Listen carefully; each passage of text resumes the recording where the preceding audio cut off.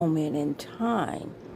And so those of us who have the call of God on us, the anointing of God for prophetic, to be a prophet, to be a watchman, to be a leader of God, a intercessor, you will automatically know what you're supposed to pray for in that region, because you're connected to that region and God is pouring information and giving you prophetic information on what's going on in that area.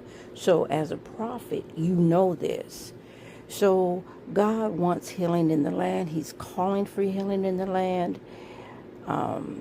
He talks about in Isaiah 62 the crowning glory, the new name that he has proclaimed for us, the healing of the nation, our economic blessings. This is what Isaiah 62 is talking about. So God is saying you will carry a new name. You are Hezabah. You are Beulah. You will be a watchman on the watchman.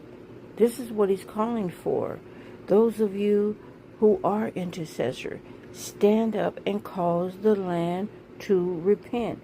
Don't shut your mouths. Open your mouth wide and God will fill it. God says, cause the earth to return. Cause the earth, the leaders, to be accountable.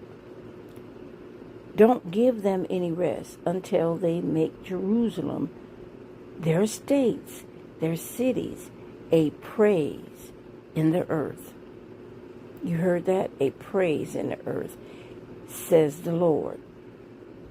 Thus says the Lord, give me my praise. I'm the one that caused you to wake in the morning. I give you breath each morning, but yet you refuse to praise me. You refuse to wake up in the morning and give me praise and acknowledge me. This is what God is saying to his church. Presence of the Lord. Acknowledge God's power, his spirit, and his presence. Every hair on our head is numbered. God says, I know thee. I know who you are. The very center part of our head, God said, I created it. Every part of our body, God has created it. God says, I know you. I know thee. I know who you are. Therefore, it is time like never before to pray to your God in heaven, to our reality. What reality is. This is what's going on in our nation. It's causing God to be very angry with us. So we must rebuke the enemy. Men lusting after men, women lusting after women. We need our men. We need our women to stand up in righteousness. Tell the devil, I rebuke you in the name of Jesus. We are created in the image of God. Therefore, sin, sickness, death, murder, strife, jealousy, greed, hatred, murder, sin, diseases, it does not have power nor dominion. It has no power and dominion over us.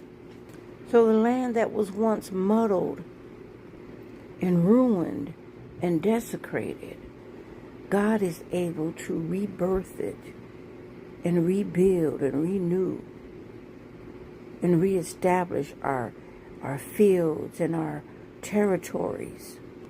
Basically, whatever belongs to you, whatever seed you plant, whatever crop you plant, that will be your harvest. That will be my harvest. And he will rebuke the devourer and not let another take your harvest. You remember the story of Gideon, where the Amorites and the Hivites and the Hittites, Gideon had to go down in the wine press to establish wheat. And every time he tried to establish wheat, here comes the enemy stealing his harvest. And God is saying no more.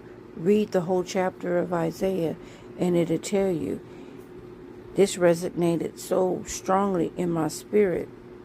God will not let another take your harvest. And on top of that, God will bless the land. He will rebuke the devourer, according to Malachi 3:16. He will rebuke the devourer, according to Isaiah 62. Each morning when I get up, I love to praise God. I love to acknowledge God's presence. I love to rebuke every evil thing and every evil deed. God will give it to you. God will show you. He will establish it in you. He that lacks wisdom, let him ask of God. God has a open door. He's an open God. He has an open door for us, an open door policy. And may the Lord make his face to shine upon you and give you peace today.